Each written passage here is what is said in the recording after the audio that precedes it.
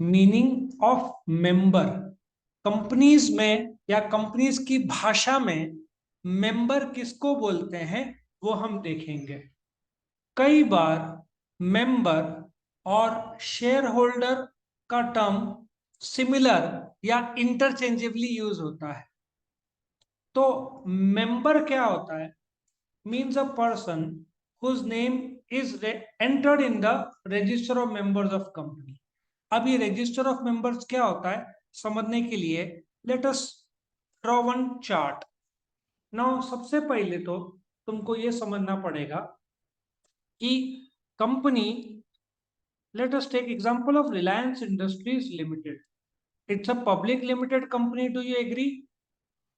Reliance Industries Limited का share capital है, ठीक है। शेयर कैपिटल का पैसा जो लोगों ने दिया उनको क्या बोलेंगे? Share holders. नाउ ये जो पैसा दिया, तो डू यू एग्री रिलायंस को पता होना चाहिए किसने पैसा दिया है। तो रिलायंस का जो रजिस्टर्ड ऑफिस है, हर कंपनी का इनकॉर्पोरेशन का दिन या इनकॉर्पोरेशन के 30 दिन के अंदर रजिस्टर्ड ऑफिस होना जरूरी है। रिलायंस का रजिस्टर्ड ऑफिस नरीमन पॉइंट में है, मुंबई, ठीक है। नाउ रजिस्टर्ड ऑफिस में उनको एक कंपलसरी रजिस्टर रखना पड़ता है जिसको बोलते हैं रजिस्टर ऑफ मेंबर्स। जो भी लोगों ने, मैं यहाँ पे थोड़ा नीचे लिख देता हूँ, ओके। जो भी लोगों ने रिलायंस के शेयर्स खरीदे हैं कंपनी के पास, ऑफ कोर्स उनका नाम दर्ज होगा। तो इस रजिस्टर ऑफ मेंबर्स में, ठीक है, इस रजिस्टर ऑफ मेंबर्स में जो भी लोगों का नाम दर्ज है उसको रजिस्टर ऑफ मेंबर्स बोलते हैं। मतलब कि रजिस्टर ऑफ मेंबर्स में वन मिस्टर ए 100 शेयर्स, ठीक है। तो यदि मिस्टर ए का नाम दर्ज है in the register of members, तो मिस्टर ए बन जाएगा मेंबर। जैसे तुम्हारे कॉलेज या स्कूल में लाइब्रेरी होता है, वहां पे एक रजिस्टर होता है, उसमें तुमने कौन कौन से बुक्स लिए हैं वो आता है डिटेल। तो सिमिलरली कंपनी का ये कंप्यूटराइज फॉर्म में होता है। इस रजिस्टर में मिस्टर ए का नाम और कितने शेयर्स उसने खरीदे हैं, सब्सक्राइब किए हैं, उसका detail. Okay, so member means a person whose name is entered in the register of members and also includes holder of equity shares, ठीक है, holder of equity shares whose name is entered as beneficial owner in the records of depository। now अभी हम समझते हैं beneficial owner और depository क्या होता है। now तुमको व्हाट्सएप का किसी को मैसेज करना है तो सबसे पहले क्या करना पड़ेगा? व्हाट्सएप डाउनलोड करना पड़ेगा as an app, do you agree?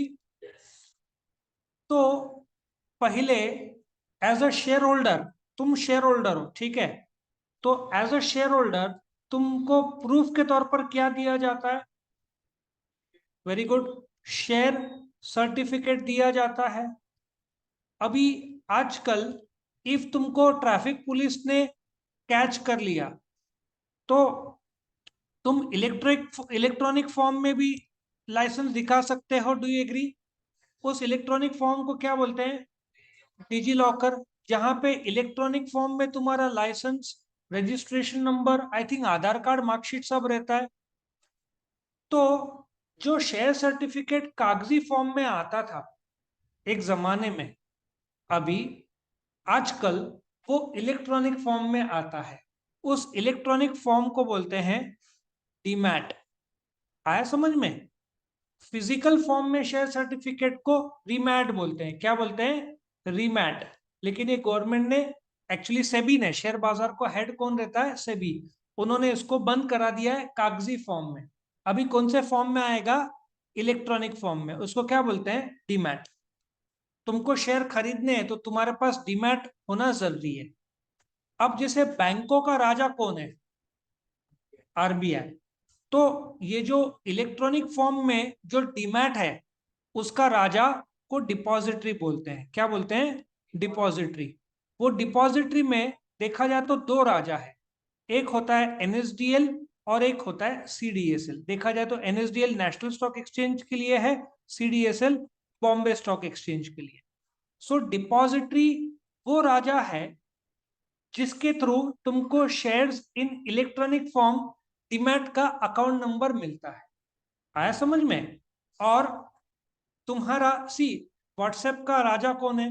Facebook. Facebook मालिक है। तो जो भी डीमैट का पिताजी कौन है? डिपॉजिटरी। डिपॉजिटरी के थ्रू ही खुलेगा। तो डीमैट अकाउंट में मिस्टर ए तुम्हारे नाम पे 100 शेयर्स है, ठीक है? तो आई होप यू अंडरस्टैंड कि ये डिपॉजिटरी कौन है जिसने तुमको डीमैट अकाउंट दिया है, तुमने अप्लाई किया। और मिस्टर ए जिसके पास 100 शेयर्स है रिलायंस के, उसको बेनिफिशियल ओनर बोलेंगे। यदि तुम्हारा डीमैट अकाउंट में तुमने जो शेयर्स खरीदे हुए हैं उन शेयर्स के कंपनी का नाम और क्वांटिटी ऑफ शेयर्स आता है। तो आई होप यू अंडरस्टैंड कि मेंबर कौन है जिसका नाम किसमें मेंशन्ड है? Register of members. ये कौन मेंटेन करता है? सारे कंपनीज। कहां पे मेंटेन करते हैं? At the registered office. Registrar company को रजिस्टर करता है at the registered office. Her company का एक रजिस्टर्ड ऑफिस होना चाहिए। कितने टाइम के अंदर? रजिस्टर इनकॉर्पोरेशन के दिन या इनकॉर्पोरेशन के 30 दिन के अंदर। इस रजिस्टर्ड ऑफिस में क्या मेंटेन होते हैं? अलग अलग रजिस्टर्स, जिसमें एक रजिस्टर कौन सा है? Register of members. उसमें जितने भी कंपनी के मेंबर्स हैं उनका नाम, नॉट द एम्प्लॉइज बेटा, एम्प्लॉइज का रजिस्टर अलग होता है। ये जिन्होंने शेयर्स खरीदा है उनके नाम और कितने शेयर्स वो सब दर्ज होते हैं। तो जिनके भी नाम उस रजिस्टर में मेंशन्ड है उनको क्या बोलेंगे? रजिस्टर ऑफ मेंबर्स उस रजिस्टर को बोलेंगे। और वो सारे लोग जिन्होंने शेयर्स खरीदे उनको क्या बोला जाएगा? मेंबर। या तो डिपॉजिटरी के पास जो तुमने डीमैट अकाउंट खुलाया है, तुमने कोई कंपनी का शेयर्स खरीदा है, उस डीमैट अकाउंट में तुम्हारे शेयर्स है, तो तुम हो जाएंगे बेनिफिशियल ओनर। यदि डीमैट अकाउंट में तुम्हारा नाम, सीधी बात है, तुम्हारे नाम का डीमैट डीमैट अकाउंट नंबर एक होता है। तुमने बोलते ना डीमैट अकाउंट के पैसे भरे, तो तुम हो जाओगे मेंबर। यदि तुम्हारे पास उस कंपनी का नाम आता है डीमैट अकाउंट, इन शॉर्ट तुमने शेयर खरीदे रिलायंस के, तो तुम्हारे डीमैट अकाउंट में 100 रिलायंस आ जाएंगे यदि तुमने 100 शेयर्स खरीदे। कितना तक समझ में आया? नाउ डिपॉजिटरी क्या होता है बताओ? वो संस्था है जो शेयर्स को इलेक्ट्रॉनिक फॉर्म में कन्वर्ट करता है by the tools of demat. India में कितने डिपॉजिटरी है? 2, एनएसडीएल और सीडीएसएल। ये लोग इलेक्ट्रॉनिक फॉर्म में शेयर्स को कन्वर्ट कराते हैं। उस इलेक्ट्रॉनिक फॉर्म को कन्वर्ट करने को क्या बोलते हैं? डीमैट। सो मेंबर्स बनने के लिए तुमको 2 प्री रिक्विजिट्स होना जरूरी है। The agreement in writing to take the shares of the company. अब ये होता क्या है, लेट अस अंडरस्टैंड। जब एक कंपनी शेयर्स आईपीओ लाती है, मैं तुमको एक लाइव सुला का ही बताता हूं भाई, तुम्हारा फेवरेट सुला विनयार्ड्स। अभी सुला शेयर्स बाजार में ला रही है, ठीक है? और उसका जो बाजार में ला रही है उसका तारीख क्या है? 12 से 14, बराबर है? दिसंबर 12 से 14 के बीच में तुमको शेयर्स अप्लाई करना है। तो तुम क्या माने जाओगे? एप्लीकेंट, बराबर है? तुमने अप्लाई कर दिया कॉलेज में एडमिशन के लिए। उसी प्रकार सुला के शेयर्स बाजार में आ रहे हैं। जब एक सुला के शेयर्स पहले बाजार में नहीं थे, ये पहली बार सुला सुला एक वाइन की इंडिया की नंबर 1 कंपनी है। तो वो जो बाजार में शेयर ला रही है उसको क्या बोलते हैं? आईपीओ, ठीक है? तो तुमने शेयर्स के लिए अप्लाई किया। अभी 19 तारीख को पता चलेगा कि तुमको शेयर्स मिला है कि नहीं। तुमको यदि शेयर्स दिए जाते हैं तो एप्लीकेंट जो था तुम बन जाओगे मेंबर। आया समझ में? तुमको शेयर्स दिए जाएंगे। क्योंकि फॉर एग्जांपल पीवाई के कॉलेज में 1000 सीट्स है, लेकिन लोग 5000 लोग अप्लाई करते हैं, तो 4000 लोग को तो एडमिशन नहीं मिलना है, 1000 लोग को ही मिलना है। तो तुमने आज अप्लाई किया है, तुमको कब पता चलेगा? जब शेयर मिला है 19 तारीख को। और वही डीमैट अकाउंट में 21 को आ जाएगा। और लिस्टिंग मतलब 22 तारीख से stock exchange, that is national stock exchange और बॉम्बे स्टॉक एक्सचेंज में सुला विनयार्ड्स का शेयर का खरीदी बिक्री शुरू होगा। दिसंबर 22 के पहले सुला के शेयर्स शेयर बाजार में नहीं थे। आया समझ में? तो जब तुमको शेयर्स अलॉट होगा तो तुम क्या बन जाओगे? मेंबर बन जाओगे। तो यही तो पॉइंट है, the agreement in writing to take shares of the company. तुमने जो फॉर्म भरा उसको क्या बोलते हैं? प्रोस्पेक्टस भरा है। लेकिन प्रोस्पेक्टस भरने से तुम शेयर होल्डर नहीं बनते, ठीक है ना? तुमने ऑफर दिया है कि मैं शेयर होल्डर बनना चाहता हूं।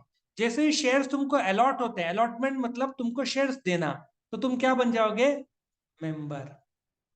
और जैसे ही तुम मेंबर बन गए, कंपनी तुम्हारा नाम रजिस्ट्रेशन के तौर पर कहाँ नोट करेगी? रजिस्टर ऑफ मेंबर्स में। जिस तारीख को रजिस्टर ऑफ मेंबर्स में तुम्हारे नाम दर्ज हो गए, तो तुम क्या बन जाओगे? मेंबर। समझ में आया? यस और नो?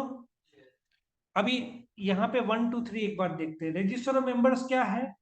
वो रजिस्टर जो एक कंपनी अपने हेड ऑफिस, मतलब रजिस्टर्ड ऑफिस में वो रजिस्टर रखती है, जिसमें सारे के सारे शेयर होल्डर्स जिनको शेयर्स दिए गए उनके नाम दर्ज है। ये कहाँ पे रखा जाता है? At the registered office. कौन रख किसको रखना पड़ता है? सारी कंपनी को, रजिस्टर्ड ऑफिस। समझ में आया? डिपॉजिटरी मैंने बताया था ना कि कितने इंडिया में डिपॉजिटरी है? दो, एनएसडीएल और सीडीएसएल। जैसे आरबीआई बैंक्स का एक ही राजा है, डीमैट के कितने राजे हैं? दो। उन राजा को क्या बोलते हैं? डिपॉजिटरी। राजा का नाम क्या है? एनएसडीएल और सीडीएसएल। और तुमने डीमैट का, तुम पैन कार्ड एक आदमी का एक ही हो सकता है। तुम 10 डीमैट अकाउंट नंबर लो, जिस नंबर लोगे उस खाते में आ जाए। तो डीमैट अकाउंट में तुम्हारे 100 रिलायंस के शेयर है, मतलब तुम रिलायंस के बेनिफिशियल ओनर हो मिस्टर ए। तो डीमैट में तुम्हारा शेयर्स और क्वांटिटी आ गया, तो mister A will become the beneficial owner. In short, तुम्हारा व्हाट्सएप मोबाइल में है तो तुम बेनिफिशियल ओनर हो ना ऑफ दैट व्हाट्सएप अकाउंट। वही शेयर्स की बात, उसको शेयर्स में कन्वर्ट कर। मतलब व्हाट्सएप का पिताजी फेसबुक, फेसबुक को डिपॉजिटरी समझ। व्हाट्सएप तुम्हारा अकाउंट है तो तुम क्या होंगे? Beneficial owner. आया समझ में? और फेसबुक वालों के पास सब लिस्ट होगा, कितने लोग सब्सक्राइब्ड है। 100 करोड़ के ऊपर लोग है ना व्हाट्सएप में, तो उनको सब पता होगा डिटेल्स। तो वो 100 करोड़ जो उनके पास लिस्ट होगा, वो क्या होगा? Register of members. आया समझ में? तो ये था रजिस्टर ऑफ मेंबर्स। किसी को कोई डाउट है? कोई कुछ पूछना चाहता है? इफ नो तो ये मीनिंग ऑफ मेंबर यहाँ पे खत्म।